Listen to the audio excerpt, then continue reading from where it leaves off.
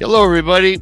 Welcome to Beyond BMR. I am your host, Bigfoot, Michigan Rob, along with my sidekick, my buddy, my co-host, Big TEX.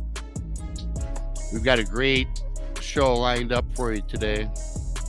We got James from the Michigan Aboriginal Project, a Michigander, a fellow Michigander joins us tonight. Going to be a great show. This show talks about all things strange and weird, from UFOs and aliens, time travel, and the paranormal. And yes, we talk Bigfoot, Dogman, cryptids, everything. We explore all the rabbit holes. Find us on YouTube at Texas Front Porch, at Bigfoot, Michigan Rob. Please subscribe if not already. We ask that you share us out, hit the like button, and leave a comment. To help support what we do here, the Super Chat is open. Yes, the Super Chat is open. Long after the show ends, there's something called Super Thanks. So if you're catching this on replay later, care to donate, we would be most appreciative of that. You can find us on our About pages on our YouTube channels, which again, Bigfoot, Michigan Rob, Texas Front Porch, where we handle all your streaming needs. Mondays, our illustrious lineup starts Monday with Texas Front Porch, 7:30 in the East. Tuesday, Van Buren Variety, 8 o'clock in the East. Beyond BMR, 9 o'clock in the East. Also on Tuesday, later on this evening at 10, Jason McLean does something called Mysterious Library on Untold Radio AM. Go check that out. Wednesdays, we're right back at 9 in the East with Jason McLean Questions Everything. Thursdays, back here with BMR Brunch with Bigfoot, Michigan Rob, 1 o'clock in the East Thursdays. Later on, the Blondes and the Booze Paranormal Podcast. Subscribe to them on YouTube as well, 9 o'clock in the East. If you need more, a little woo with the booze, we got the Blondes and the Booze Paranormal Podcast again, Fridays at 9 in the East. Saturday, 3 o'clock in the East, 2 p.m. Central, Texas new show with Danielle Diva. If you missed last Saturday's drop, well, you missed out. They do a true crime series called Infamous Minds. Kind of break up in the monotony of cryptids all week long. Something for everybody. And of course, Saturdays is Jessica Jones later in the evening on Spacedale Radio, 10 o'clock in East Saturday and Sunday. Again, please support us. Share us out. Texas Front Porch, Bigfoot, Michigan Rob, the Blondes and Booze Paranormal Podcast, Van Buren Variety, and of course, Jason McLean Questions Everything. With that being said, thanks to all for joining us here this evening. I'm going to bring up Tex, make sure he's all good to go. Whoa, there he is. I caught him napping. Tex, I caught you napping once again. How come you always nap on my show, man? It's easy. And I redid the intro a little bit to keep you percolated. I was actually sitting here saying hello to all the ladies. Yes. In chat, because ladies first, gotta say hello to them, and I'm trying to say hello to everybody, but good grief, man, y'all are just chats flying by. It is. Bigfoot Truth says, Rob, I know I see you see me. Yeah, I'm on the master program. I see everybody. Of course, we stream on both mine and Texas channels. So for people that I don't see, I love y'all. I thank you for coming in. And tonight, Tex, in fact, really quickly for the month of April, it's going to be all Bigfoot all April long. The guests I've got on are fantastic. And they like to opt for the later show, Tex. The 1 o'clock, a lot of people at work. So it's harder to fill. So when I offer up 9 o'clock, or of course, Texas Front Porch, either one, which of course is at 7:30 in the East, they opt for the later shows. But hey, I get it. People work, people have lives. So I'm glad that we do have the way our formats are set up, though. There's a time slot for everybody. And of course, there's always the replay, right? And, and briefly, I always talk about weather. It's something I've been doing the last couple of months. And boy, Tex, I've been bitching about my weather. You had a flurry of tornadoes. And first of all, for all those Mississippi, Georgia, Yeah. my prayers go out to you guys. I mean, you guys, I don't know how you guys deal with that tornado belt down there. Prayers to all of you that might have suffered through that or had loved ones. That's just, it's, if you do any storm chasing on YouTube, I watch them. They're frightening, Tex. I was just praying for you too when you had all those surrounding your area. Yeah, and they went right around us. But well, they felt like what happened was they fell apart, passed over, and rebuilt. Yeah. So we got lucky on this last bunch.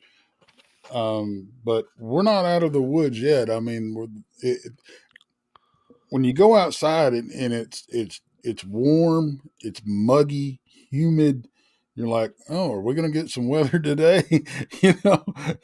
And what I hate worst is, well, I love storms, but what I hate is when they say, oh, we got a 20% chance, and then you get absolutely hammered. And when they say you got a 90% chance, you may get a little April shower out of it. Thank you, Be Kind. Right out of the gate. Thank you, Be Kind, so much for that. We appreciate that. I got to tell you, y'all have been so generous lately, and it means so much to all of us. It really, really does. Some people don't understand what it takes to run one of these. You got a lot of, expenses that you don't really think about, and it just really helps because all of it comes out of our pockets, and we're not making millions of dollars doing this. So God bless and thank each and every one of you. Yes, we do appreciate that. It does not, and it goes on without notice. Again, on behalf of what Tex just said, I totally appreciate each and every one of you. Thank you to the lovely Be Kind for starting us off on the right foot. Speaking, Tex, of the right foot, I got a guy. I'm really excited about this. It's not too often that I get a fellow Michigander down here or on any of the shows. And man from Michigan, he's dabbled with some Bigfoot, and I've also got some clips or some audio too that I'm going to play throughout the show that he provided. Thank you so much for that. And I'm going to get right on with it. And I'm going to bring up our guest, James from the Michigan Aboriginal Project. Welcome to the show for the very first time. Thanks for taking the time out of your busy day. We certainly appreciate it here on our illustrious platforms. Yeah, they are illustrious, and I'm grateful, Rob. Thank you so much. It's nice to meet you, Tex. I'm a fan of both your work as I've gotten to know it, and I look forward to delving into it further. And thanks for having me a part. This is time, man. It's great to share it with you. Yeah, and we appreciate that too. And I can already tell talking to you backstage that you're quite the humble guy, and this is something that befuddles you, right? And why don't we start out really brief? Why don't you give us a brief introduction? And I know that, and I do have, for everybody listening, I have James's link on the channel pages. So after the show or whatever, go subscribe or go look him up because he's got a lot of great stuff on his channel. And he's also got a website talks about what he's experienced and what he provides. And speaking of what you provide and what you've been through, why don't you walk us through the life of James? Well, the life, so to speak, okay. Bigfoot wise, life according to James. We only have an hour and a half, so we can't go from infancy, of course. I'll back you up where to go. Actually, I created a presentation because one of my motives of the presentation was to educate young kids because a local pet store knew about my enthusiasm, found my work to be legitimate, and he had me in and to do a little lecture at his Lou's Pet Shop in Grosse Pointe Woods, Michigan. Great, it's an institution, and they have a little icon. It's a little Yeti that they use, so it fit right into their whole reputation and such. But I was motivated to do a presentation that I could convince my family that I'm not crazy, because if you do something like this and you wear it on your sleeve, people are going to think you're crazy. But I knew by my own wits and reckoning that this phenomenon were real, and as a kid, I lived through a lot of television heroes. As a young man, I remember Tarzan and Leif Erikson and Speed Racer and all these great wonderful personas, television shows with really good moral values. I lived sort of vicariously as a child through them. My folks broke up when I was maybe 4, something like that. Okay. And, I lived a lot of adventure as a kid. I grew up with 3 sisters and my mom most of the time, and eventually moved up to Detroit to catch up with long lost relationships with my father. And I'm grateful to have done that. That was not easy moving up here in high school. We butt heads. We were like 2 young bucks, or, competing bucks for the same torch. It was not pleasant, but we all have our madness. But I've gotten to know him through my life's experiences, having walked the dark valley, converted from atheism to full-blown Christian during this Holy Week. I admit that. And I don't know, this biblical connection to all the mysteries of the world intrigues me, and it's sort of connected with my childhood, boyhood interest in wanting to see a Bigfoot. Just wanted to see one if they were in fact real. And it all seems to be connected, and I'm living my fullest, most amazing life right now, knowing that this phenomenon is real. You can go out and experience and actually interact with some individuals. I've done that. I've done that in the past 6 months with a juvenile, and prior to that, in May, with a big 9-foot, creation outside my tent, backlit by some, sun or moonlight, actually.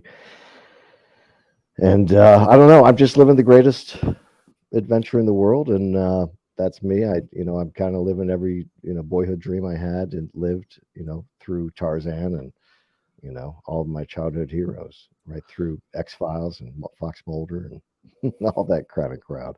So I feel like a kid in the woods again. It's a good life. You mentioned one word that we always talk about. It doesn't matter what show you watch, that we produce and put out weekly, about everything's related. And you'll find that we are pretty open-minded guys, like-minded guys. We think everything is connected.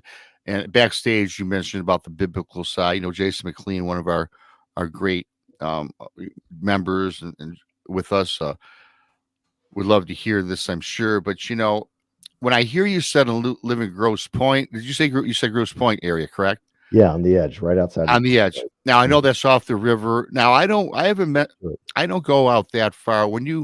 Without giving too much away, because I know everybody is inclusive, or they don't like to give up like where they do their research, where they have, as you said, you've had communication with these things.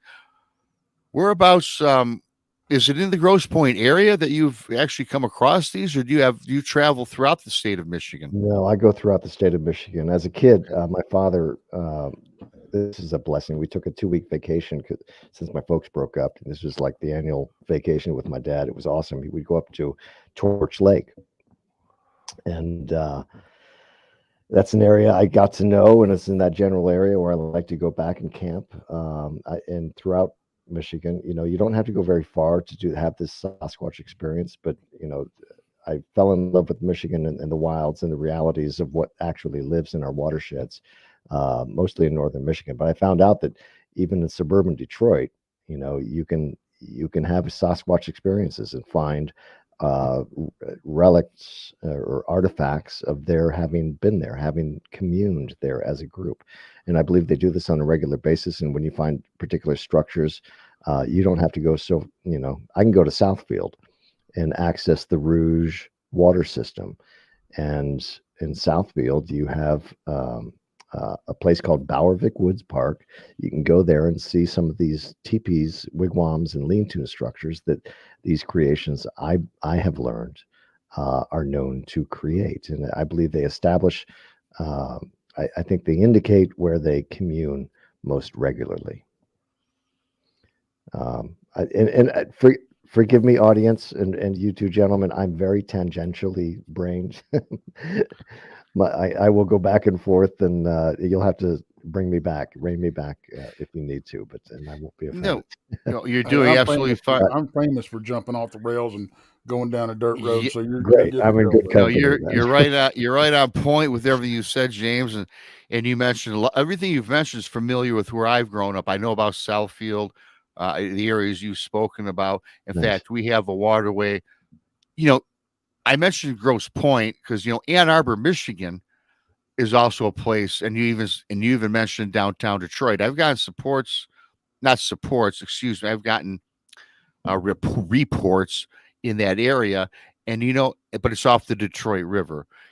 So there's up and down the coastline of the Detroit River, Lake Erie. Then, of course, our entire state is surrounded by the Great Lakes, and we also have the Huron River waterway, or that runs through all the national parks, which runs rampant. And you would think just outside of the big house, U of M, where the Wolverines play, Yes, that there's Bigfoot 10 miles from there. So wherever you go, if there's a water source, these things seem to be there. You find within that to be 5 true? miles there. That's right. So the Huron runs through Ann Arbor, and you have parks around there that you can go and discover these artifacts. Now, where these creations go during the day, I have no idea, but I believe for the most part, I'm of the flesh and blood school of thought, for the most part. However, I give some quarter to those who have other experiences. Like I said, Davy Crockett, he wrote that he saw one appear and disappear within, before him, and thought it was a bad, supper or something like that of pork. I don't know, but I can't discount those because I haven't had that experience. I have had experiences that are equally bizarre, like having an encounter that turns out to be with multiple subjects, and I only know that because my recorder picked them up chattering in the background. All of this was going on, and my recorder was picking it up, but I didn't detect it, save for a few times, and the roughly 30 seconds that I actually heard that was audible to me. That encounter was terrifying. I mean, I heard this loud voice from the river, and I realized suddenly I'm not alone. There was some other madness, and this big boom. I felt the sonic wave of that boom, that percussive impact.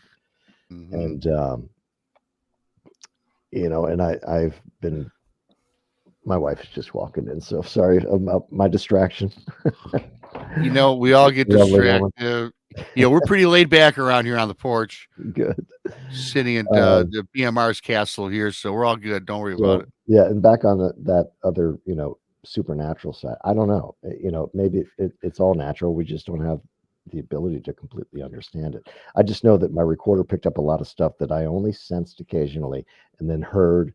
I think I know what it feels like to get zapped. It was like this raspy static on my eardrums. It was really intense, and it didn't hurt so much, but it was super, super uncomfortable and had me worried. I mean, talk about an anxiety raising event. It's like I honestly thought those were my last moments on the planet, and I never saw one that night. I never saw them. I heard plenty. I never saw a single one.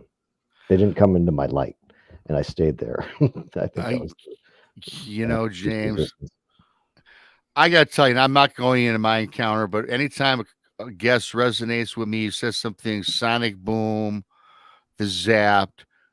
Well, my story, same thing, the reverberation. I got yelled, screamed at in unison. I felt the same thing you just described, like a sonic blast. I could feel the impact. A shock wave, like a bomb wave, set me aback. My girlfriend, boom, falls off the boat. So, boy, oh boy, this is awesome because, I've had those exact same experiences.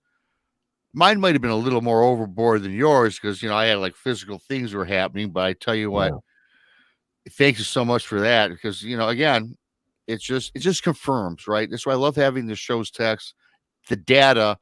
With a lot of people, it just all adds up. Yeah. I'm sorry. Go on, man.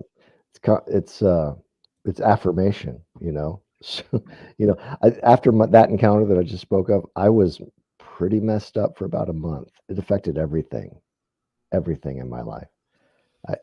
Everything, relationships, all that. And then when I decided to listen to the audio after about a month of being home and doing some cleanup, getting rid of the white noise, giving it some amplification, sometimes too much. My version 2.0, what is it? Yeah. Anyway, sometimes I can push the envelope on filtering, but I think the more you filter, the more formulas you use, whether you write them down or not. I have no idea what formulas I use. I tend to have my go-to denoise processes and minute increments of filtering and amplification. Mm-hmm. But and where was I going with that? Anyway, what's revealed after you remove that white noise is just amazing, and they have the ability to communicate with one another in our presence, and we're just not the wiser. We're none the wiser.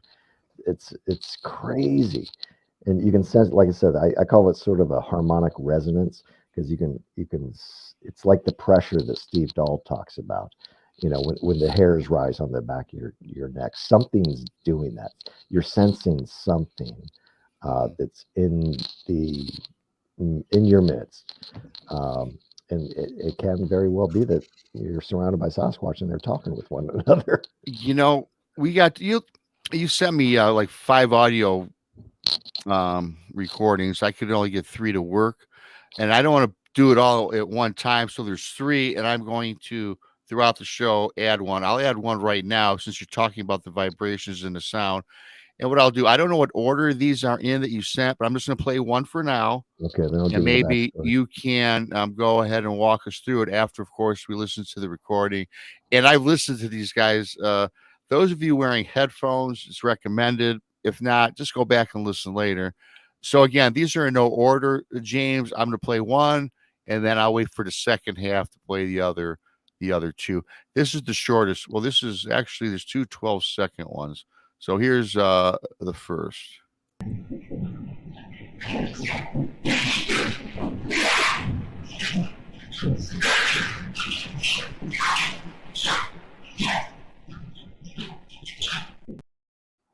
Okay, I'm going to play it just one more time for everybody.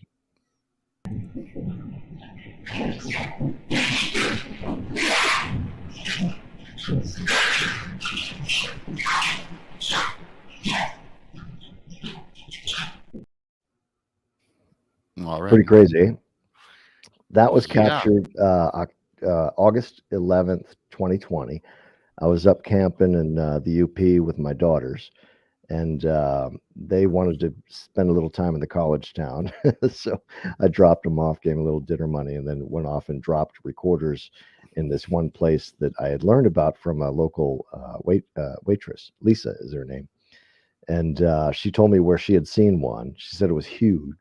So I went there and I started finding the physical artifacts that I typically look for. And there were a ton of them, high concentration, and some really cool, super low lean-tos, and completely enveloped, and all sorts of teepees, wigwams. They were just everywhere.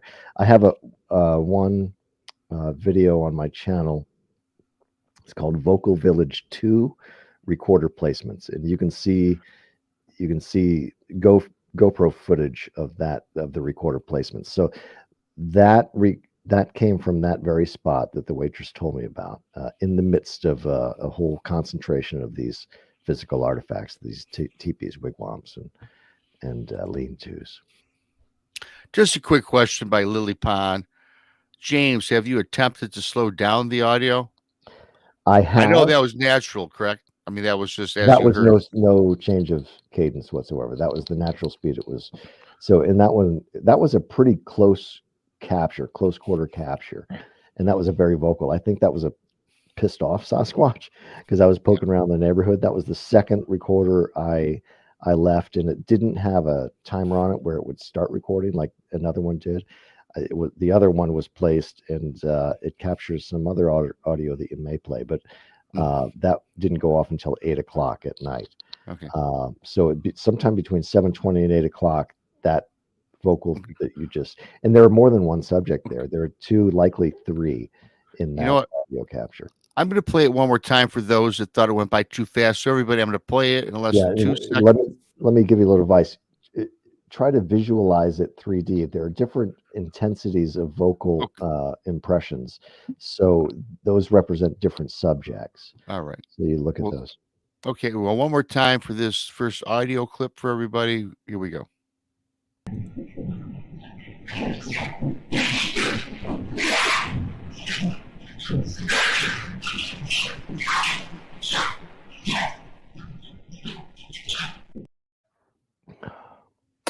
Yeah, I made that. I kind of tried to. I shut my eyes and trying to listen back, and you can hear different impressions in there. More than one, I think. Yeah. It's very reminiscent to me of chimps. Well enunciated chimps. Yeah. Well, no, yeah, I mean, it's interesting. Yeah, that especially that main player in there. I mean, yeah, the real I want to call it sharp because I've noticed this a lot out in the field. We were talking about it. I think it was just last night. Yeah, with L.A. Swamp Ape, Carl. He was asking me about a sound that a lot of us have heard, and it's a wah, but it's like a crack at the end.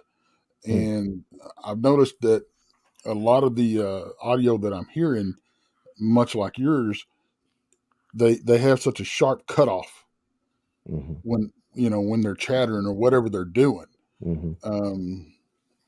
And it's I've heard chimps have that same kind of, I don't want to call it cadence, just yeah, that same cutoff.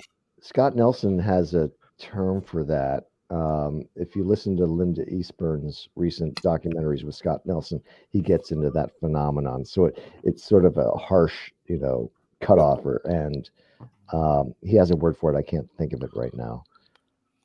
But that is, Rob, I mentioned earlier that's the one recording that I have that's very close to Ron Moorhead's, and Ron Moorhead has a lot of that, conversational stuff that's similar, primitive, ancient.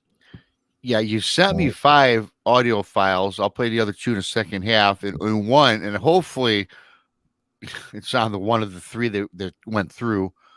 One, though, without you even telling me that, yes, it did remind me a little bit of the Sierra sounds, and it did sound reminiscent of it. And when you're talking about these speech patterns, to me, they sound like finite. It's like quick, blah, blah, blah, blah, blah, verbiage, and stops. Stops and starts. Very deliberate. Yeah. Especially the last, third of that clip. You have that target shock talk. That's really enunciated, It's got, well, it's clearly speech. I mean, nothing without 2 lips can do that. Right. And he was the vocal pissed off one. I can in the middle of it, you hear it sounds like one of them says Chauncey, and I don't know if that's a name or an expression. I have no idea, but I kind of like to refer to that as the Chauncey clip. And the Hanzo clip I got the other night. I hope the Hanzo clip came through. It's a 52-second capture. I got one that's that long. Okay. It starts with a big boom, because that's similar to the big boom I experienced during my encounter. Although in the Hanzo clip, I was not present. It happened sometime during the middle of the night after that recent clip we just heard was captured. Very good. I know Tex got ready to say something. And we're getting a lot of comments. Rob, I'm highlighting these comments for us. Okay. But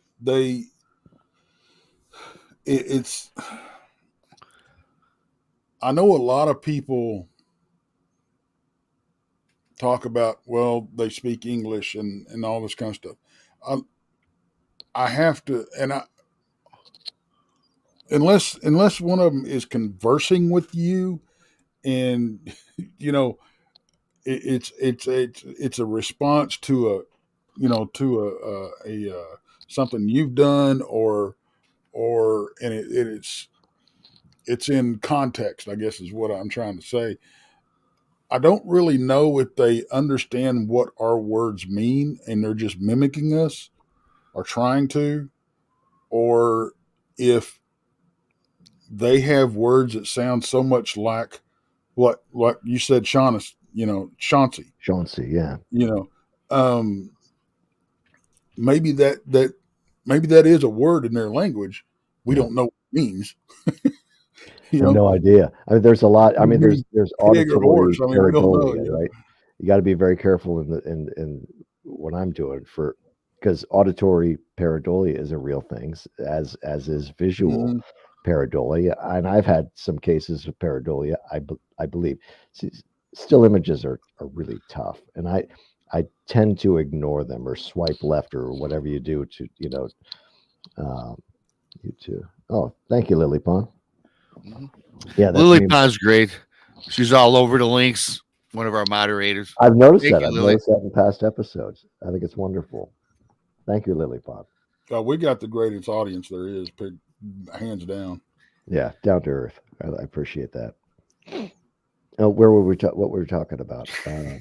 This is where you got to bring me back. About English and understanding English words. You know, during my encounter audio, there are expressions that sound like it's coming from like, I don't know. You can argue that they're angels and demons, and recorded in that audio, and it's like some sound demonic, some really do, some sound angelic, some sound like innocent little fairies. It's the weirdest 10 minutes I've ever experienced in my life. Really weird. You have one says, "Are you wreaking havoc?" And later you hear the same voice in this gremlinish voice saying, "Havoc, hate this man tomorrow." So that was no mimicking anything I said, because when I'm in the woods, I'm alone. I'm not really talking to anybody, and I love it. I just like to be out there and enjoy the peace. And that night it was raining. Really couldn't go far. And after I heard "Achichichuha" come from the river, I'm like, I just decided to stay put and take it. But most of what was picked up on the recorder, all that gremlinish stuff, I couldn't hear. At the 3 minutes 30 seconds point of that audio, you hear "Ebenopsy, ooh ha ha." It's a really cool vocal, but you can't really hear it on a previous version. So, and that gets back to my point about how much do I filter white noise out? Because sometimes it brings out more, other times it can affect things in a negative way. Yep. So I'm trying to bring enough out that you can hear what's going on. In any version that I publish, you can learn something from. So there's some of my early stuff that I recorded along the Huron River, not far from Ann Arbor. I've done a different version, so you can learn from each one. So I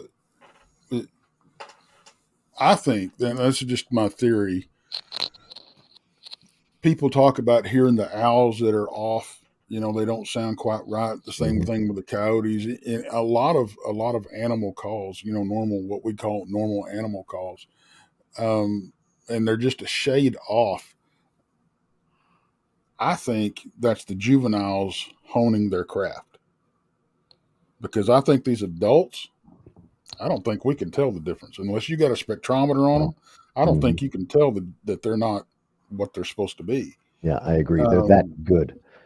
They're that skilled Yeah. in the woods. And to be able to speak in the din of the rain, right? So that 10-minute of audio that I've published, 10 minutes that it was raining, they spoke within it.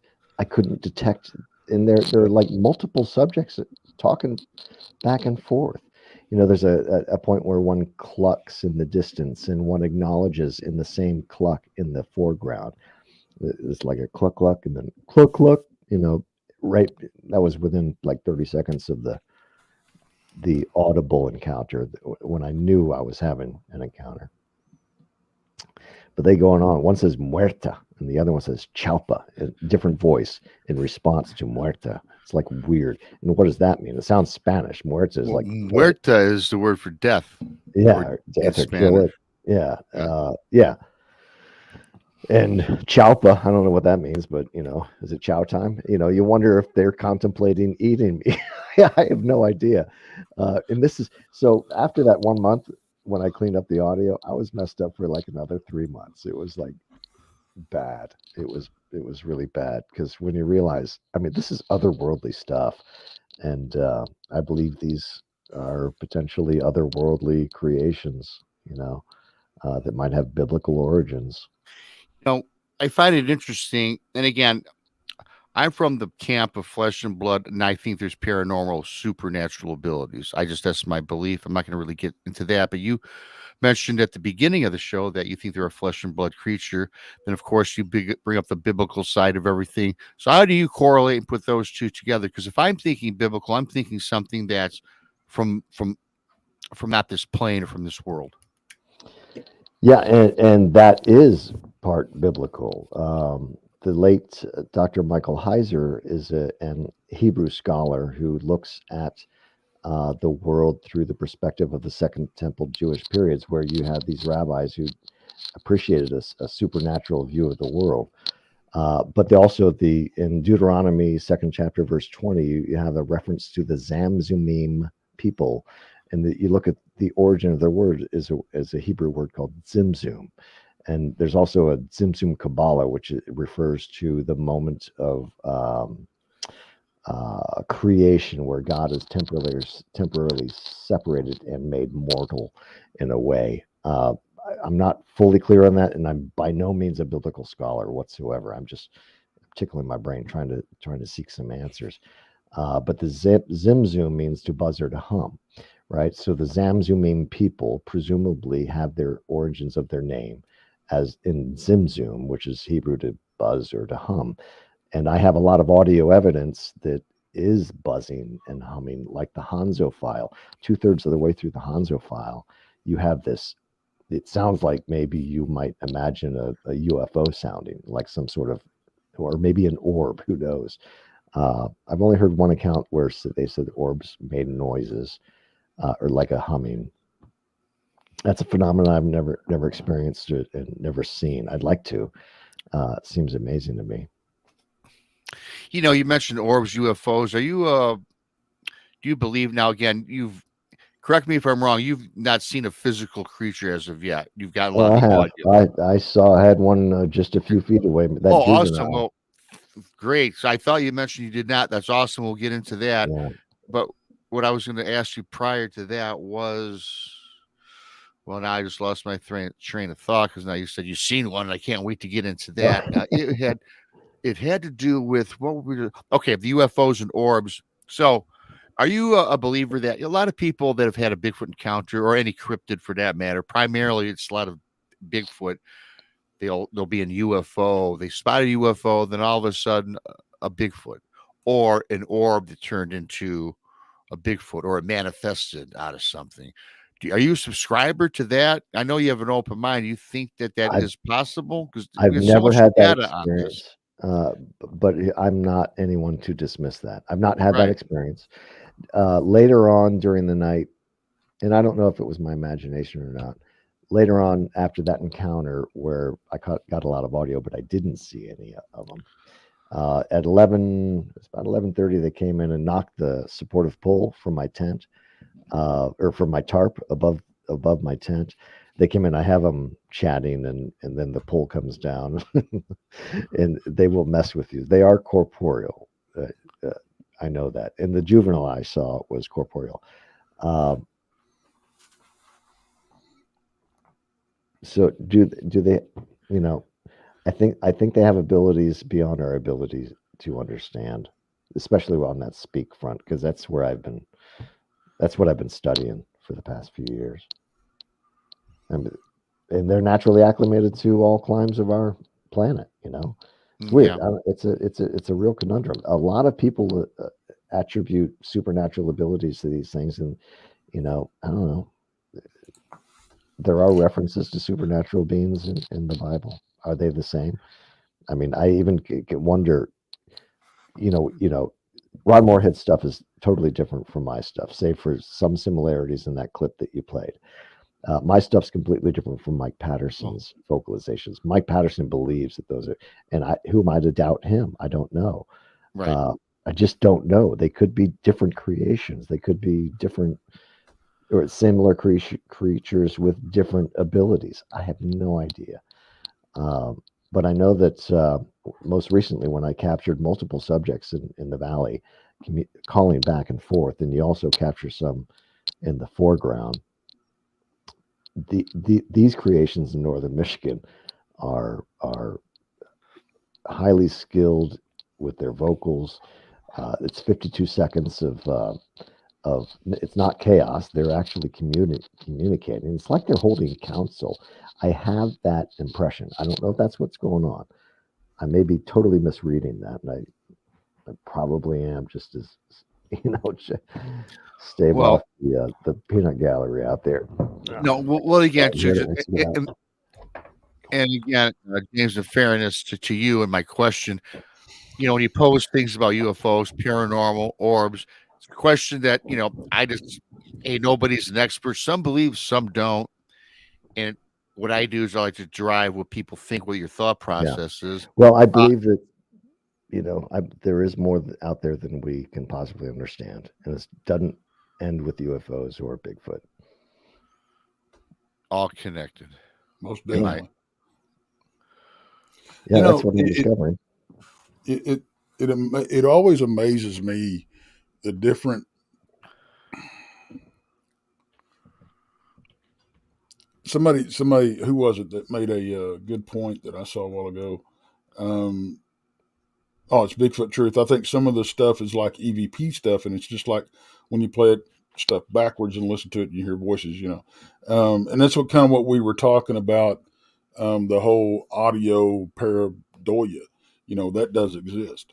But it and truth, Bigfoot Truth again. A lot of audio is on a different level. Well, he's talking about somebody, but I like this statement. A lot of audio is on some different level. Mm-hmm. And I think no doubt about Moorheads probably, but I think a lot of their audio we may not be able to hear. Mm-hmm. Because we were last trip out in the field, trip before we were out in the field, and we were catching. We had a what do you call it? Dadgummit, I just went blank.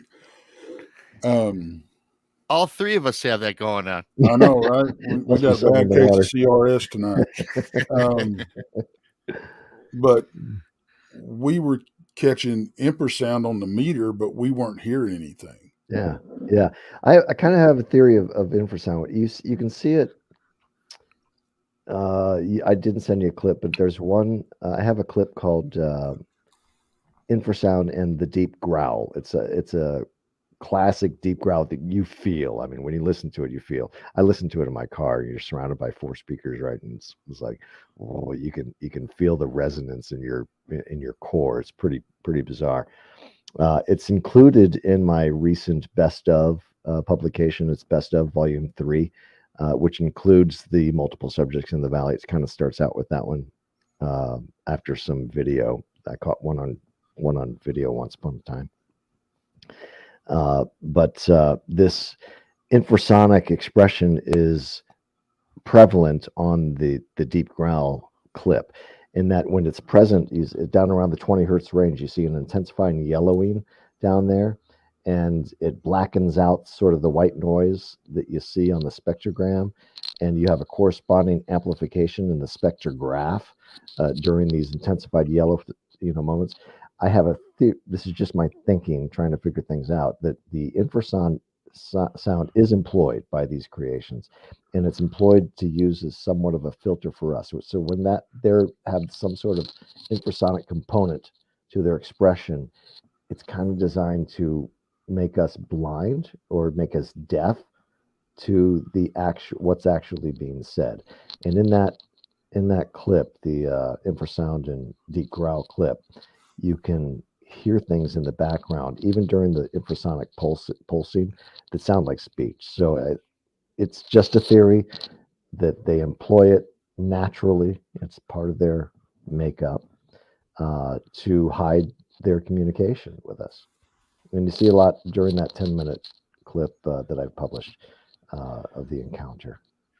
Yeah, and everybody go check out the Michigan Aboriginal Project. I know, Tech. Lily has posted it several times. And it's also the link is also in our channel to go check it out because in the second half we're going to play a couple more audio clips, and I want to get into some of your encounters or some of your visualizations as well. I think that'd be awesome in a second half. But when I went reaming through your channel, and next you're gonna have to come back already. People are asking, and we'll have to drop some more audio because I've got 2 left. But on your page, on your YouTube or your email or whatever it is, you got a lot of very good captures, and some are very different.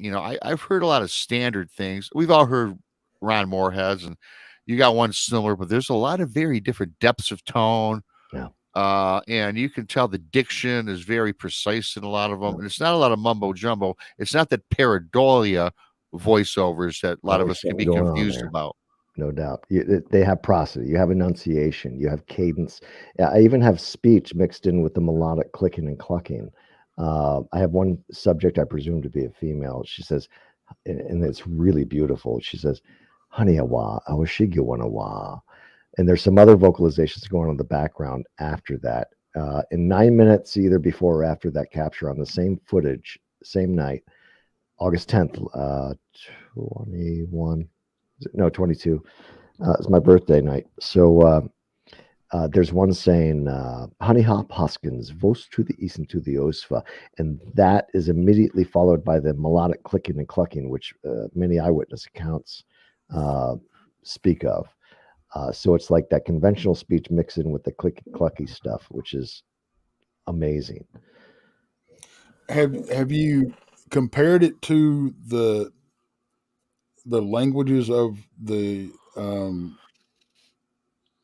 First Nations people up in that area? I haven't, but I've tried. I have reached out in the past because we have some First Nations, casinos and stuff like that. One of my daughter's college classmates is Ojibwe, and I said, I'd be delighted to speak with your elders. And apparently, he got offended by that. I don't know why. It's a snowflake, I think. Not the warrior I think his forefathers would wish of him, but I don't know. I want to, and I invite academic scrutiny to any of my clips, any of them. And talk about you've heard about samurai speech. Well, the true samurai, you're not going to know they're around either. A lot of what I've captured is at first pass, you really question what's there. You just hear something very unusual, and it sounds like maybe a little scratch or maybe some clicking, that kind of stuff. And that's what I investigate when I get audio, because I get the close quarter stuff and some really amazing stuff, and the clandestine stuff. They speaking around, in the midst of the rain. You can't really decipher the difference. And but I've got that soft stuff, that soft spoken. That is the true samurai speech. And Sasquatch they speak a lot. And when I drop recorders off where they commune, a lot of what I initially detect is slight scratchy, clicky kind of stuff. It's barely audible, and that's how they can speak with one another, even in our midst, and not be detected. I don't know. It's just fascinating to me because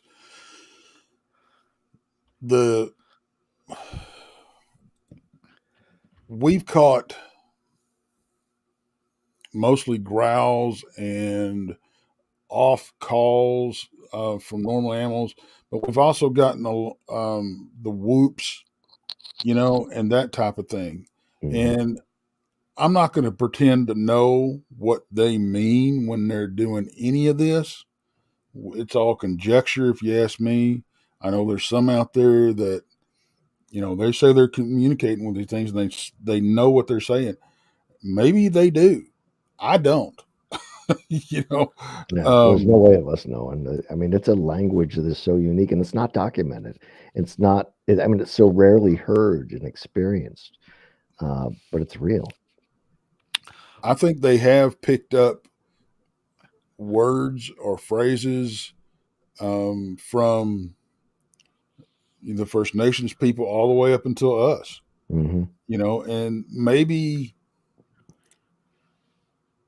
they see us pick up a piece of firewood or have food, and we say a word, and it may be beans, but we may be talking to somebody about something else, but they think whatever we're holding, we may be holding a chicken in our hand, and we're just talking about beans.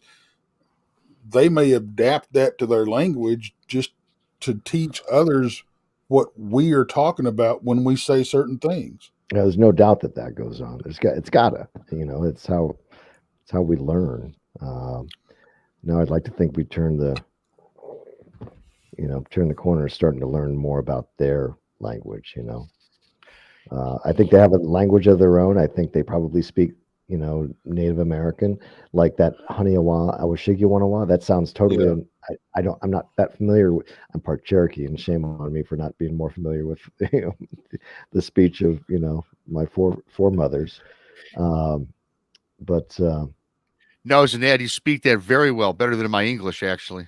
Oh, it took me a while to get this off my tongue, especially the honey hop hoskins, votes to the east and to the osva, and then the clicky clucky. I cannot master the clicky clucky kind of stuff, but just to hear that and then hear it accompanied by or responded to by this melodic clicking clucking is just fascinating. And this is within like city limits kind of stuff.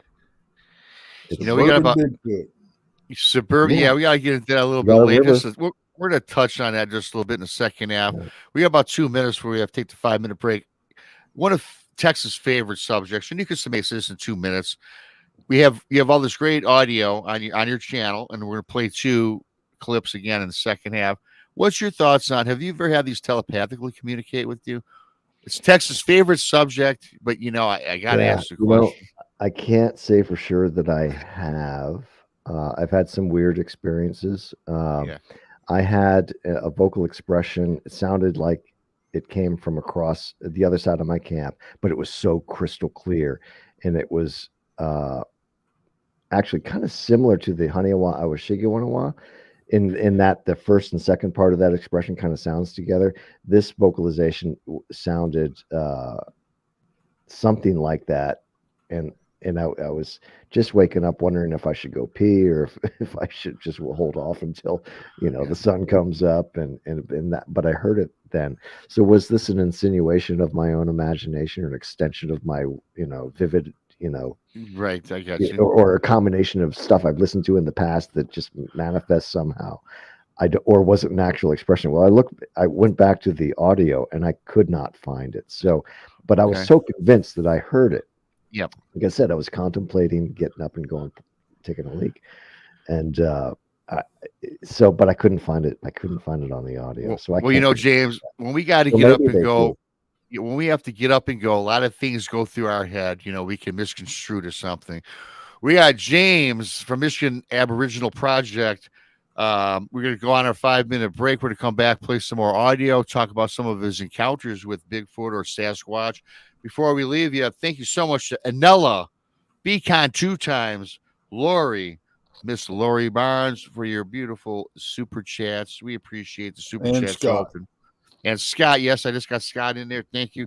So I try to write this down because we got a flurry of them all at once. Thank you. We love you. We appreciate you. We'll be back for the second half of the show with the Michigan Aboriginal Project, and he goes by Scott. Be right back.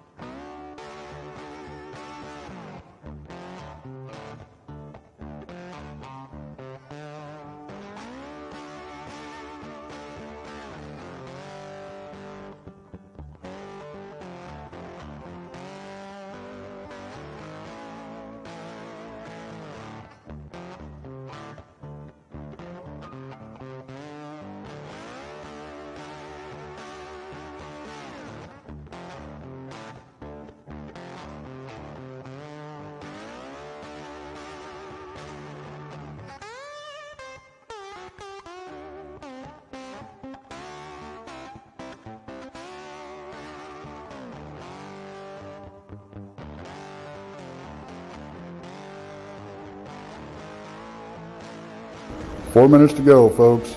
4 minutes.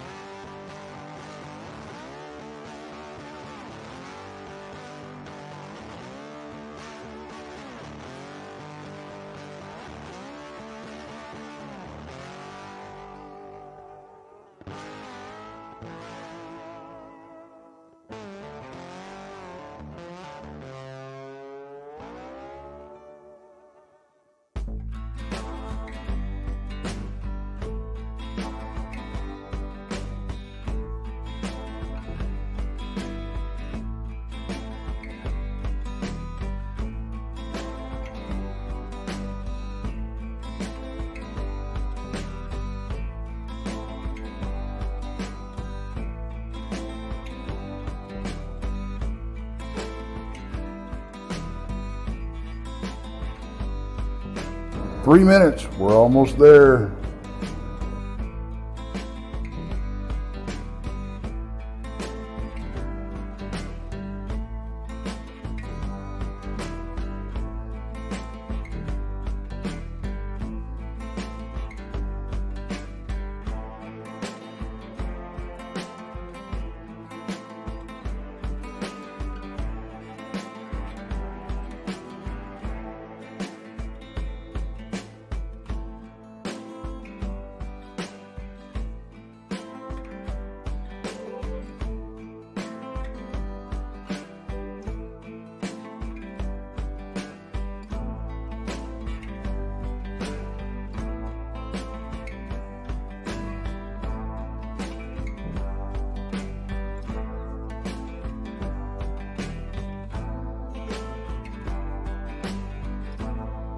Two-minute warning, guys. 2-minute warning.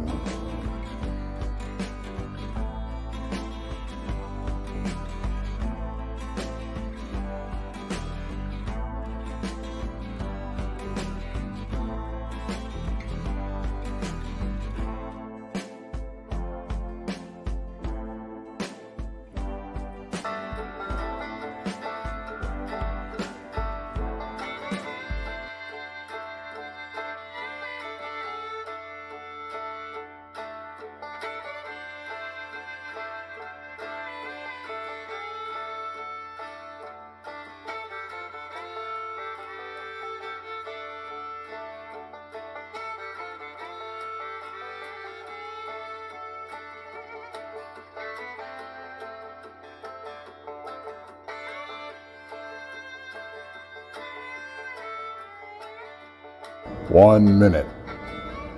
1 minute.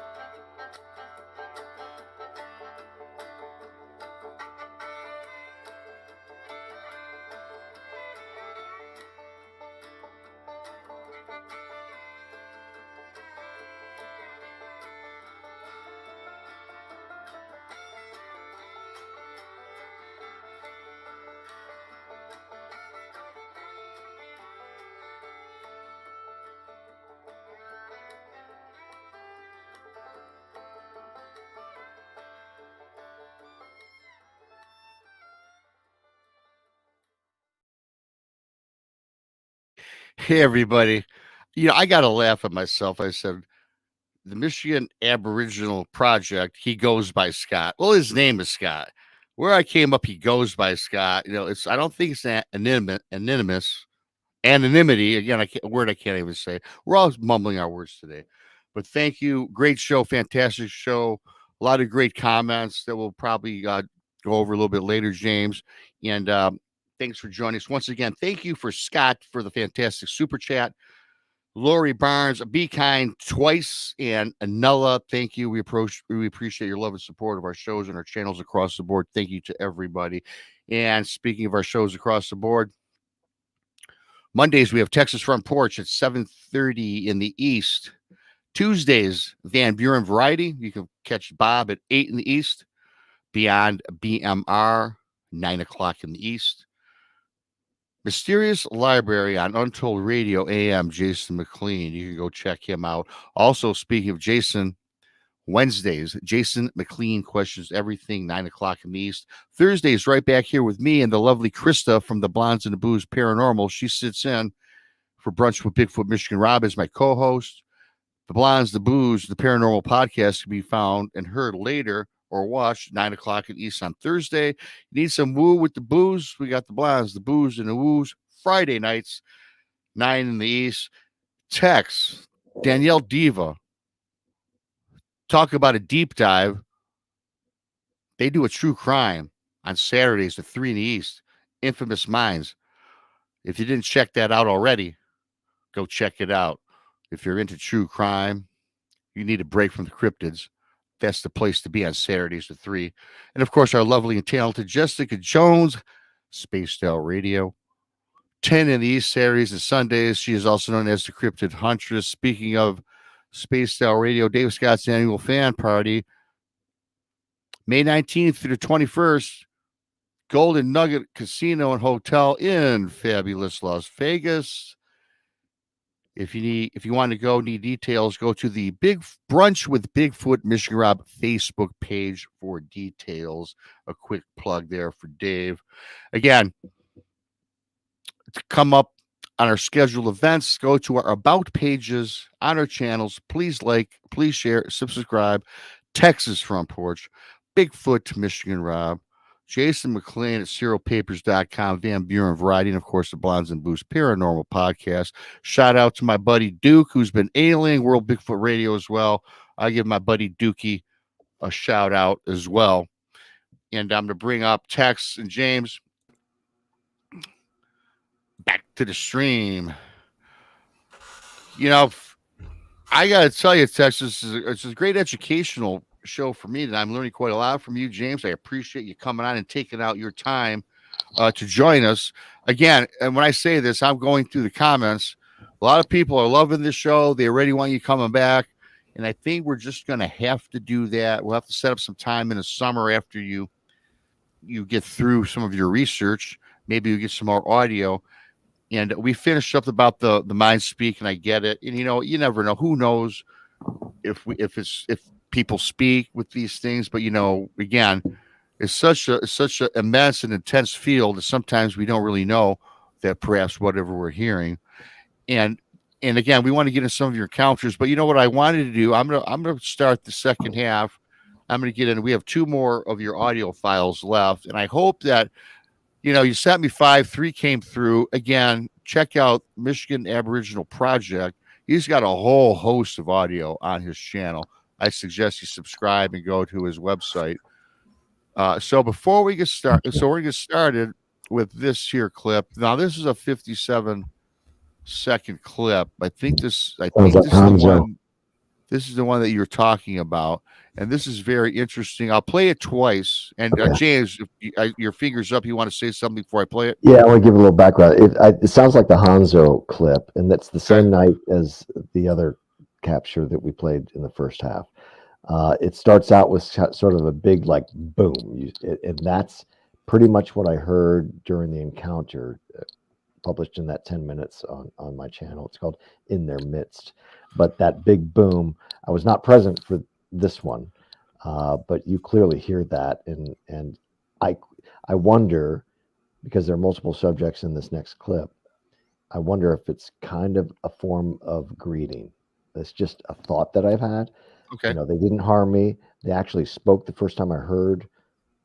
The first time I knew I was having an encounter was, realizing that I'm not alone in the woods, and something just spoke to me in like a very we're talking like voluminous voice, something with huge chest capacity, lung capacity. But it sounded like Pavarotti, it's like just boom. So it was, and that happened right after that Achichichuha from the river. But I wonder if it might be part of a greeting, because after this, you hear in about 8 seconds in or something like that, you'll hear Hanzo. So let's have a listen. Yeah, let's have a listen. And I'm going to play it twice. Okay.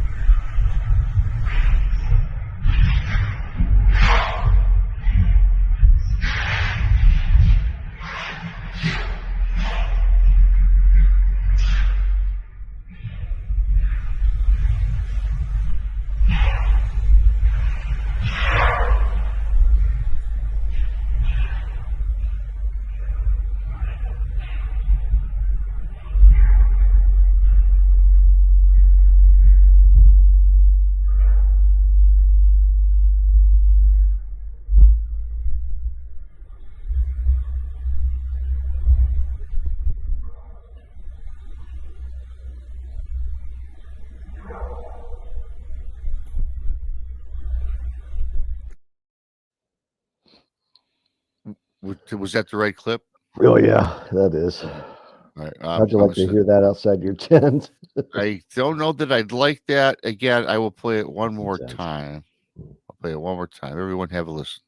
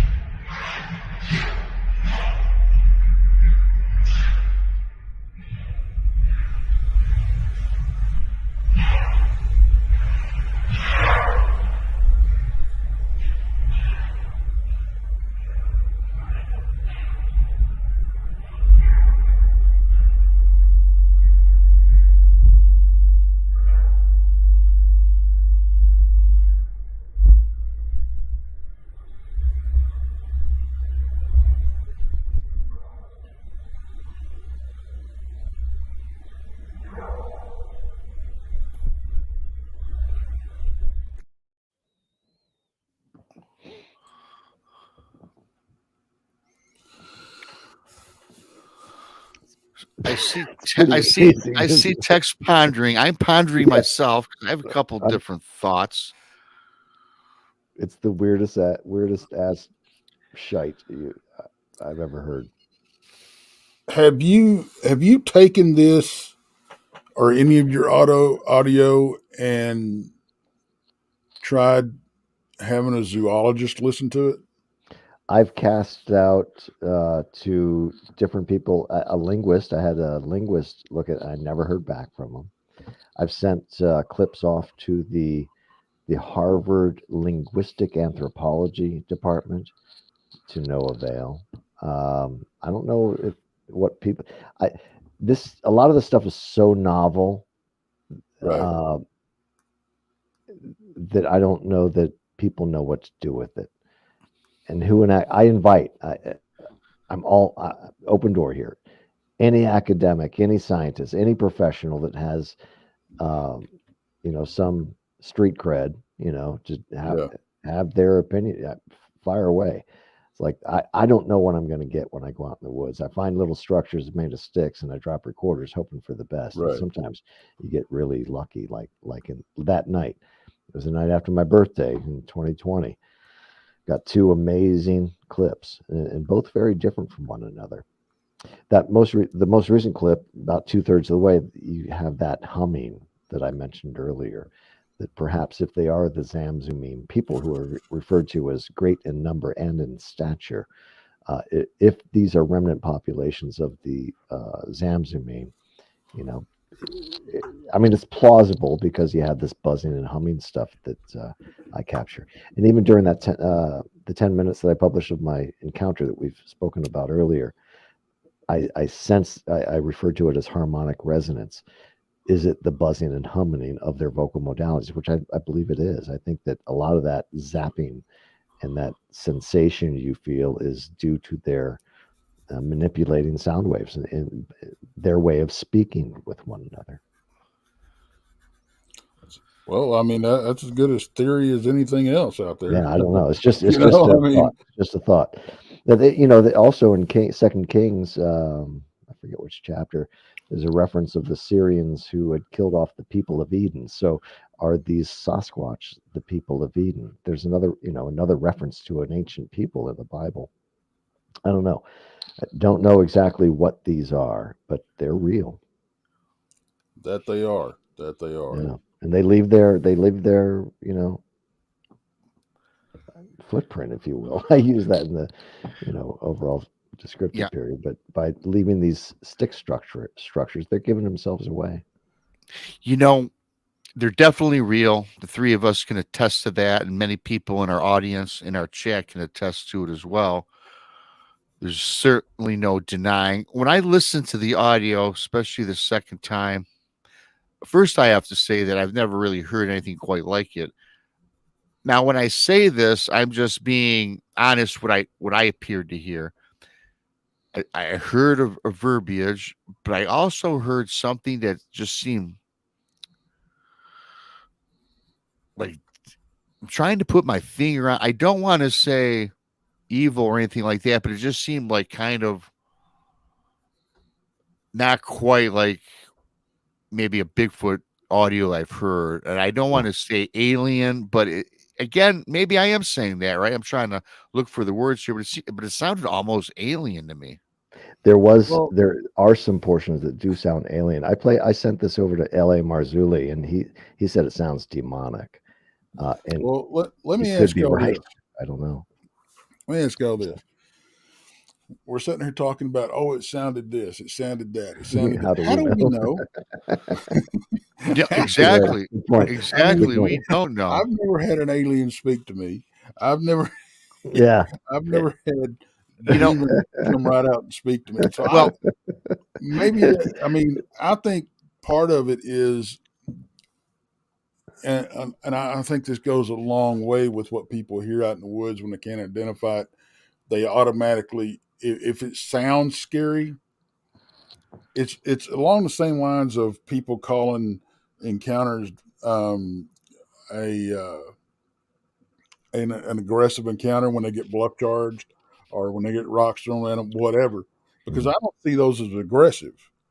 See, I see those as these creatures, and if they're half as intelligent as we give them credit for, I think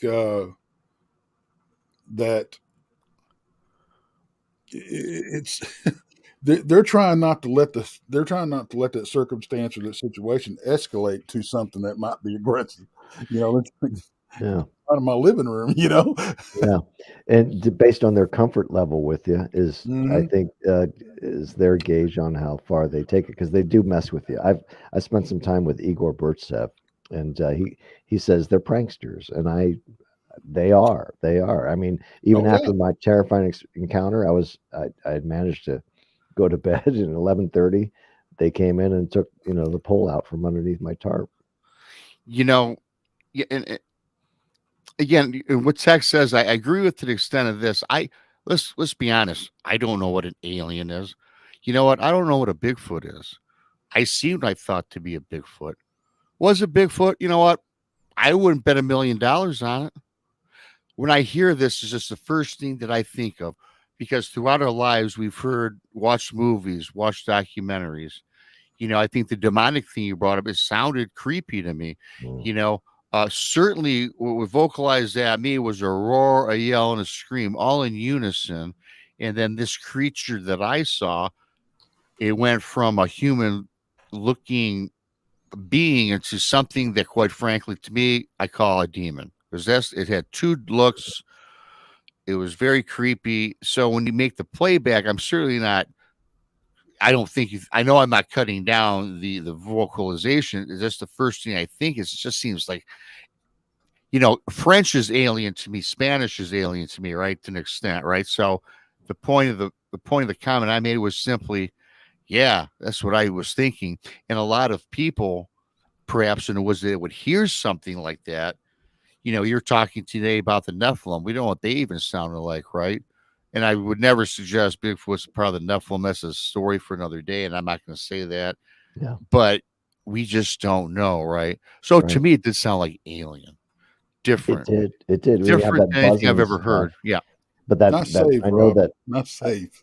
Yeah, not safe. In the beginning, that big boom expressed in the beginning of that clip is very much. I've felt that in my encounter. So, on the Nephilim thing, Nephilim, I think the Greek translation literally means giants. So in that sense, I believe they're giants. I don't believe they're the unholy offspring between man and woman. I believe that the Nephilim exist, and the unholy offspring did, and some may still even exist. Giant of Kandahar, the way that's described.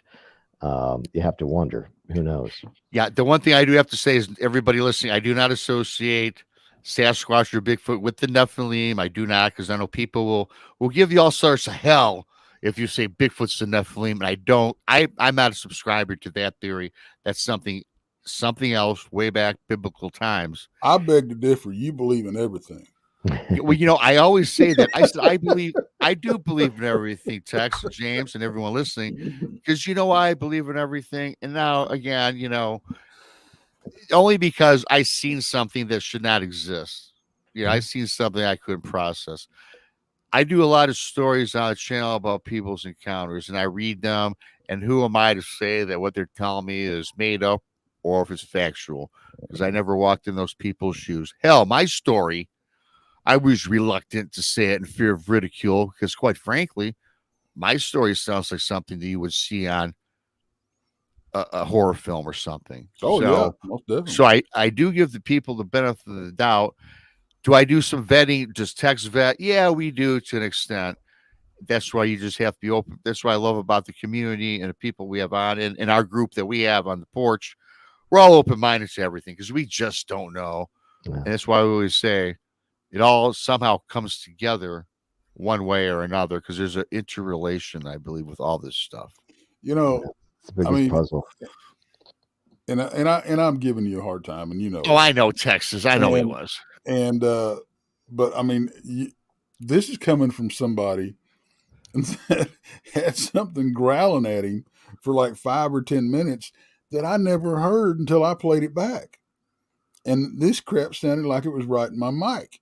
Mm. You know, and 10 minutes later, I had a female voice come over my mic going, "Come on." You know, I mean, so. That's scary. Yes.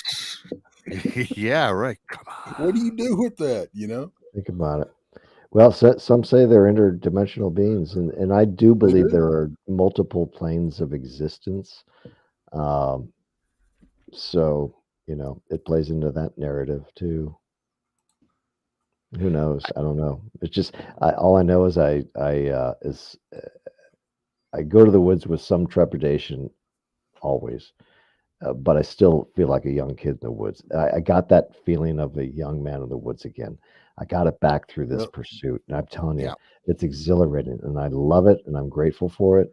For as much grief as this pursuit has caused in my life, the treble effects, the ripple effects, you know, it has been a great adventure. And I don't think anybody has the right to deny me that, you know, adventure. No. Really quickly, thank you, Be Kind, for the third time tonight. You are awesome. We all love you here on our channels. Thank you so much. You know, these things that we can't explain very often we're terrified of when we experience them. Mm-hmm. Especially when you're out there by yourself. It's you know, you have to let's see, you have to be your own, you have to pat your own self on the shoulder and go, calm down. You know, don't panic. You're going to be fine. Yeah, you have to be still and fear not. The two very important biblical lessons that I spent most of my lifetime trying to learn is be still, fear not. What I find interesting is, well, one of the things, I mean, I find the whole subject matter fascinating, or I wouldn't be crawling around out in the woods. But the fact that, and I think I blame a lot of the activity on juveniles because they just don't know any better. You know, they're just out causing trouble. And, you know, a lot like I did when I was a kid. Mm-hmm. And it is, and again, as intelligent as we give these things credit for being, they do fall for some relatively simple tactics. Simply ignoring them when you hear them. If you happen to catch a glimpse of one, if you ignore it, they push the boundaries. They come a little bit closer because honestly, I think they think they're getting away with something. You're right. You're right. The greatest hunter is he who has his quarry come to him. Right. So, you know, you can do that with this. They're curious, and I think they're pretty good judges of character. I don't know if I'm patting myself on the back for that or not, but talk about juveniles. That was my last encounter, and he was that subject was just within like 3 feet of me when it hissed at me. And I recorded this. My recorder was going. It hissed at me and had this gurgly, gravelly effect, which is, you know, when you analyze it, when you listen to the audio, it is speech. It said something to me, and it sounded like a gurgly, gravelly hiss, and it was terrifying because it was the deepest sleep I'd had in like 3 nights. It was 6 a.m. on a Monday morning, and this little bastard just unleashes on me this vocal terror. It sounded demonic. It really did. And I roll over and I look up, and it had moved back a little bit, and I said, "Hey!" And it kind of went back like this. This guy's only 4 feet tall. Guy, girl, I don't know. And it's dark out. There's still about half canopy of leaves above. It's 6 a.m. It's dark. It's October 24th, I believe. Last year, Monday morning. And it was raining most of the night. Anyway, this guy, rain, we're talking covering concealment. Most of the encounters, the vocal encounters that I've had that I've recorded and I was there, it's been raining. So I think they find cover and concealment in the rain, and I think they move, more so when it's raining. But those juveniles are little pranksters, and I said, "Hey, get out of here!" It flinched and then it left. It was fast though. It was super, super fast. It was like a blur.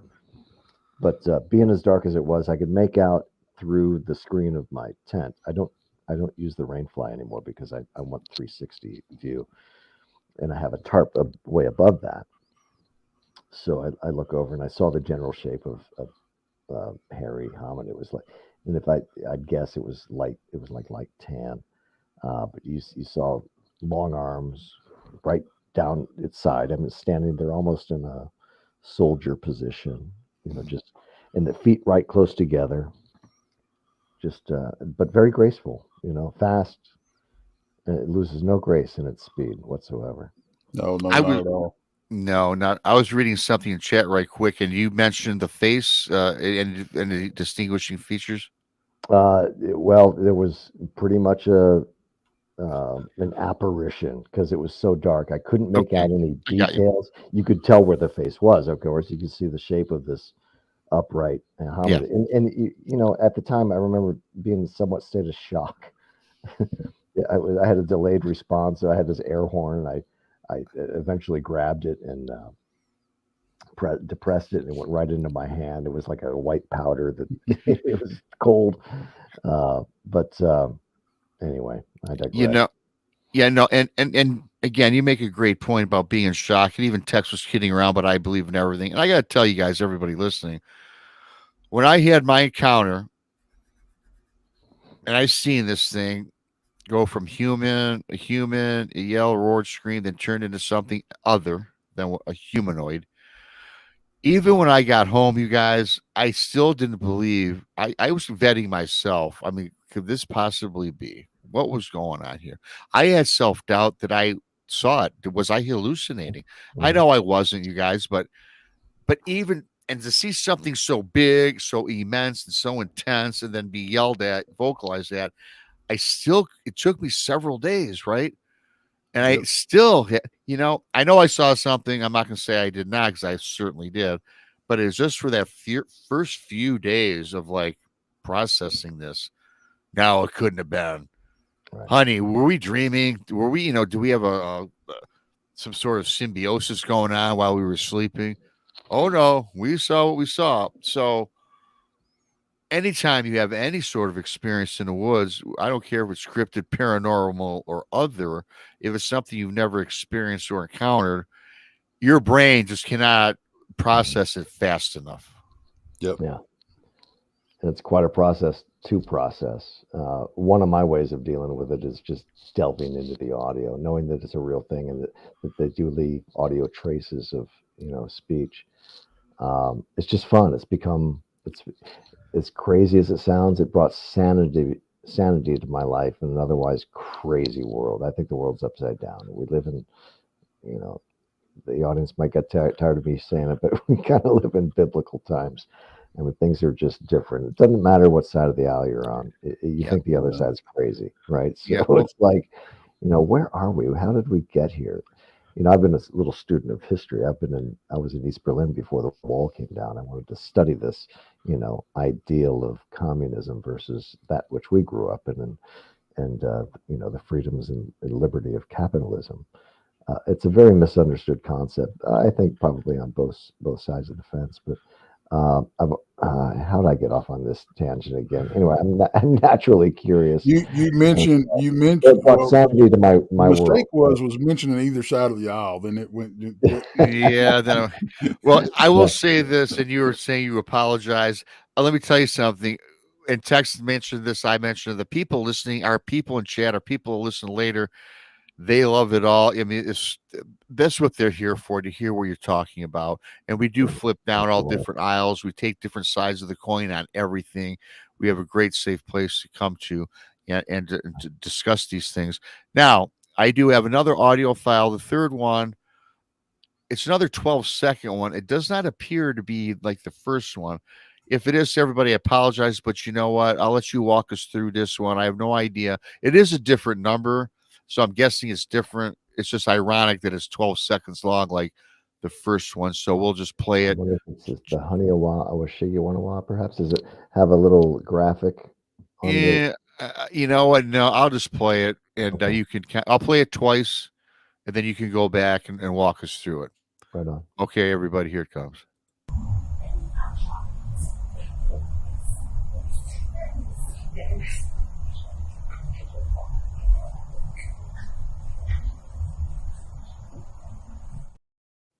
Yeah, that's a cool. It's on the same clip as the Haniawa Awashigawanawa. That's the Honey Hop Hoskins Roast to the East and to the Osfa.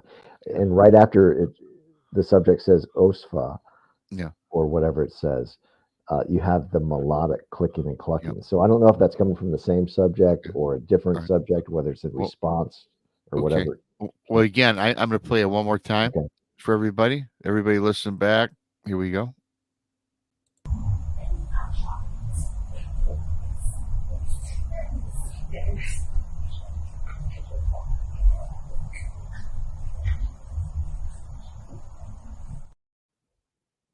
Pretty amazing.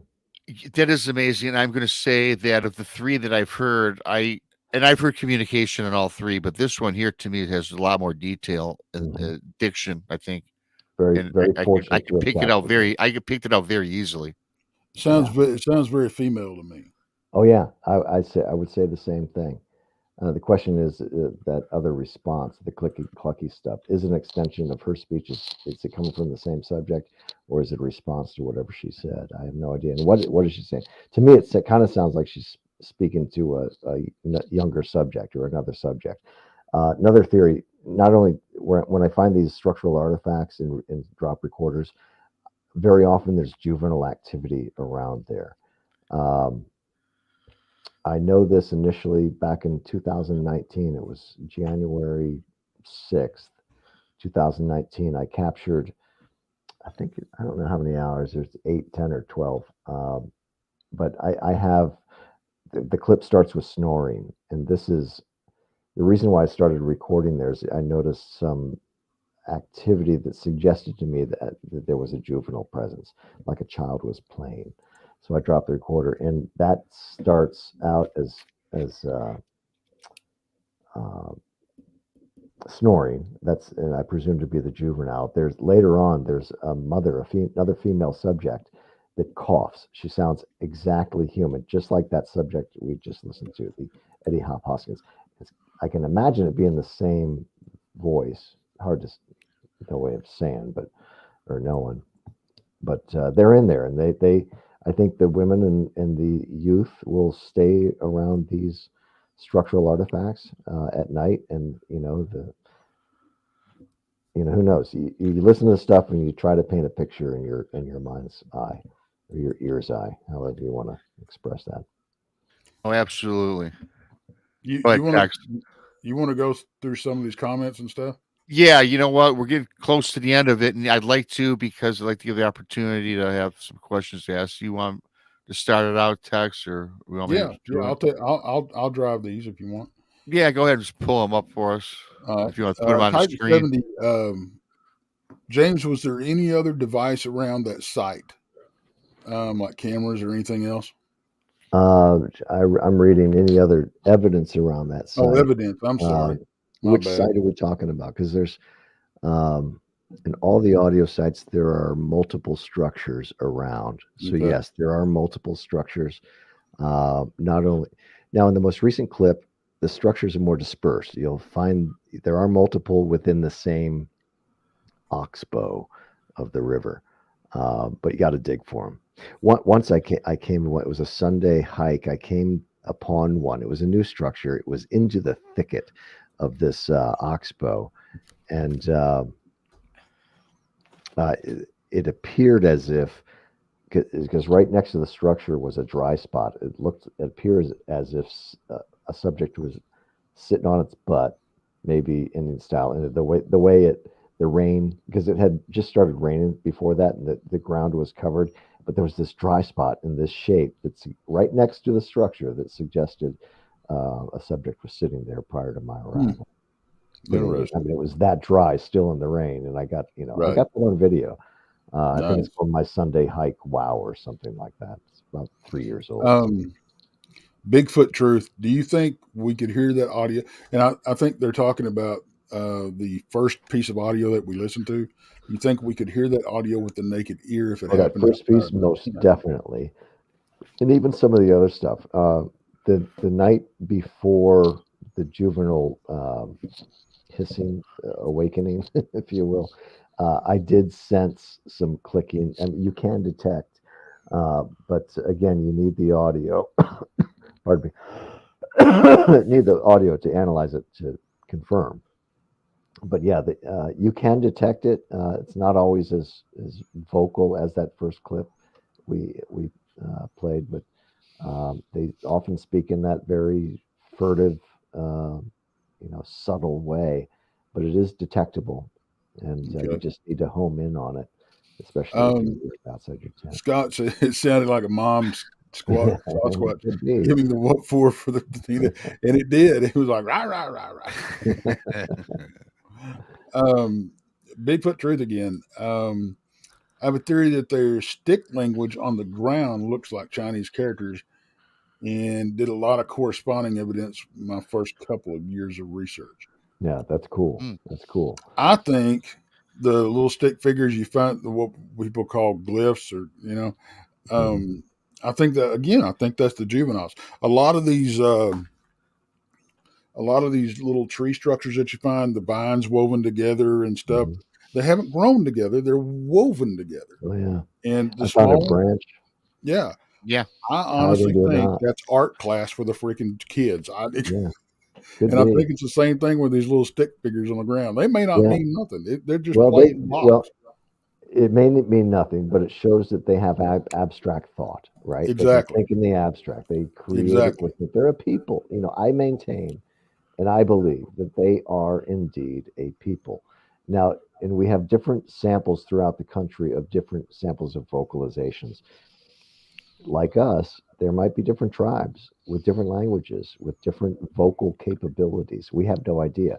But this story that, you can go off into the wilds and discover a giant people. You can do that even today. The Old Testament talked about it, and it's every bit as true today. You can do it if you just set your mind to it and know what to look for. Let's see.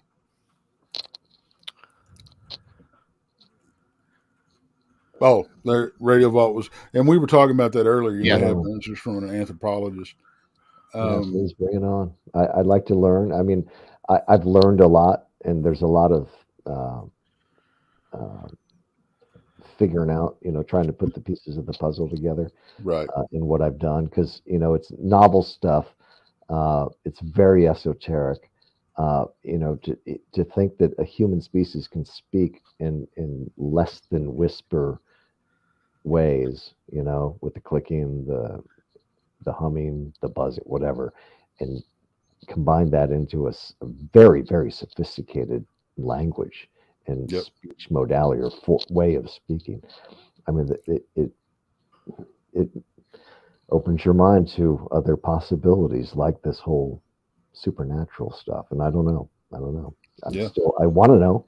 I'm going to go back in the spring. I go early spring, late fall, alone, generally for 4 nights. Last trip cut short because of that juvenile awakening. I wish you would have heard back from that linguist. I would definitely reach out to more. Yeah. Because you got to throw you may have to throw your bait in a lot of ponds, but eventually you're going to get a bite. Well, I rely on shows like yours and platforms like these. I hope people start talking. It's such an interesting study. And why haven't we been told about these creations? We know the military knows about it. Oh, we know that but personally, I don't know that it's the government's role, but academia, most certainly, and science, there's a wealth of evidence out there. The totality of the evidence is overwhelmingly in support of their existence. But they would have to rewrite their damn books and theories. Then they got it more than they already have to every day.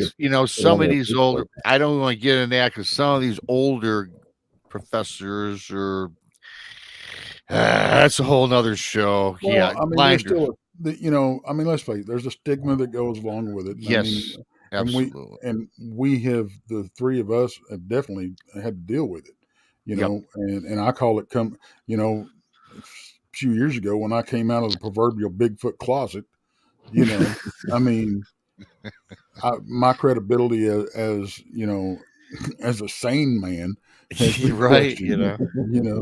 So you're brave. It takes courage to come out. It does, I don't know, and I've said this a lot, and I said it last night. There's a fine line between bravery and stupidity, and I believe I may have jumped that line that time for sure. Oh, and and I gotta say something. This reminded me.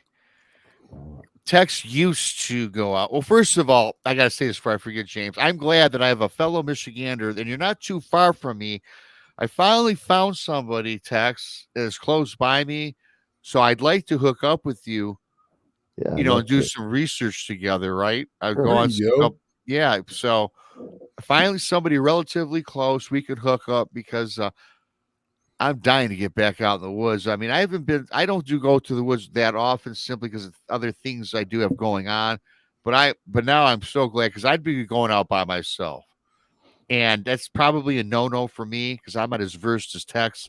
And I've heard, here's the thing, you go out by yourself because when you first mentioned that, I think, isn't that kind of like a little not dangerous because of Bigfoot or what's in the woods, but just in general, right? Unless you know it by the back of your hands. As a general rule, it's not a good idea to go by yourself. But I'm kind of a natural born loner. I grew up with three sisters and my mom. My last name is Lady, right? My mother's first name is Gay. I was the only son of Gay Lady with three sisters. So every chance I got to run down. Well, you know what? I'll say no more. That's the truth. So, and having grown up with all my television and celluloid heroes, it's like I'm living the boyhood dream that I was kind of made for. It kind of feels that way, but no, I'm that's grateful awesome for my journey, and I'm grateful to have someone to thank for it. Bigfoot Truth again. You should try call blasting these audio captures. So he says, surely will attractive feature to hear one speaking that it didn't know, but it knew the words. Have you tried any of that? No, I really haven't. And I haven't really let on. I won't play them outdoors. In part because I don't want to let them know what I'm up to, that I've captured. Gotcha. I actually thought about this earlier, taking some audio that I got in northern Michigan and play it down, like driving along a road down here on this end. I have detected there's a vocal modality that I've recorded downstate that I have never recorded upstate. It's really weird. It sounds like sort of metallic, electronic. It's weird. It's super weird. Well, see, now somebody was asking earlier in the chat if you had heard anything like that, because they have. Yeah. And I've talked to several people that have heard mechanical stuff out in the middle of the woods, Yeah. And 4 times I've recorded vocalizations that sound like Jesus Christ. Phonetically, it sounds like that. Now, what would you say when you see a giant? First thing out of my mind was Jesus Christ. What the hell is that? They probably, it could be that they learned that from that. But I brought this up to my pastor And Some time and ago, he's part of like, the problem is we don't know what else is out there with us. right. Oh yeah, of a variety of sources, supernatural, whatever. I don't know. Yeah. And this whole portal phenomenon, I'm intrigued about that. Yep. Um, I don't know. It's a mystery out there. But I keep going back. I haven't been harmed yet by these subjects. They know that I've poked around plenty around their sites. Now it's my turn. Last year, both my May trip and my late October trip, I had visitations. And the second one was vocal from the Juvenile. The first one was just beautiful because it was passive. It was one of the big guys, backlit by a near full moon. It was super cool. Super cool. Awesome. So last one I got here, War Criminal. What type of digital recorder do you use? I have I have a Zoom. I use that in camp. I don't know which model it is. And the other three are Olympus products. Two of them are kind of pricey. The like DM 720 or something like that. And there's another one, cheap model. It was a $30 thing that a buddy gave to me. It doesn't have a computer interface, but it's $30. It did some great vocal captures because it does have the VCVR mode. So Olympus products, I think that one's called the VM 7200 or something like that. I don't know, but they're Olympic products. Yeah. Olympus products. Yeah. We got to get ready to wrap this. We got to get ready to wrap this up, James. I have to comment on something from Lori, though, which I am an advocate of. And Lori says, replaying audio is iffy. For all you know, you're repeating something nasty and they get peeved at it and then they pee on your tent. Well, she made a joke of that, which is funny. Thank you so much, Lori. Yeah, I mean, how do we don't even know what this audio is. It could be come get me, I'm attacking. I mean, we don't know the language. I'm not willing to take that chance. That's a chance that I don't think I'd want to take. Ron Moorhead, and there was a show recently, Alaskan Coastal Bigfoot or something like that, where Ron was up there and he played his audio. He got a response. All that sound, that was some really interesting, crazy stuff. The closest recording that I have of that is the Michigan Valley Voices, which is one of my more recent. Actually happened the night before the night that I was awakened in the morning by that Juvenile. Yeah. It's funny you should mention that before we turn off. I had Alex Pedikov on a couple weeks ago, friend from Small Town Monsters, and he did that documentary, and Ron and such, and we talked a little bit about the audio he played, which was very fascinating. But I got to tell you, though, this has been a fabulous show, James. Michigan Aboriginal Project. Subscribe. It's in the description. It's back in the YouTube chat. It's on my page, Texas page. You'll be up on there to check him out because there's a lot of great audio. People are asking you to come back. I think the next time you come back, I'm going to put up a nice 10 or 15 of these because Tex loves audio. I love audio a lot of times more so than the visual. To be honest, I'll send you some over the course. And, not anytime, but we'll get together and have you again because I know our audience really enjoyed it. I enjoyed it. And before we go, I've got to thank Truth Defender, Scott, Donnie Cho, Lori Barnes, Be Kind 3 times, and the lovely Anella for your fabulous super chats. Thanks for supporting us, coming out tonight, everybody. We appreciate you tuning in each and every night. We appreciate that you subscribe. For those that have not, I see some new faces. Please subscribe to Texas Front Porch. Subscribe to Bigfoot, Michigan Rob, all on YouTube. And, of course, the Blondes and Booze Paranormal Podcast. You catch them Thursdays and Fridays across our illustrious group of individuals to put this all together for you. I appreciate and love y'all. And again, James, we'll have to get together, man. I got to go out and do some Bigfoot research with you this summer, man. I have the place in mind. And awesome. I'm getting geeked right now. I'm getting geeked. Nice. We'll do it. So with that being said, for Tex, for James, and for BMR, thank you once again to everybody for your support and watching us. Until next time, BMR, he's out. Peace be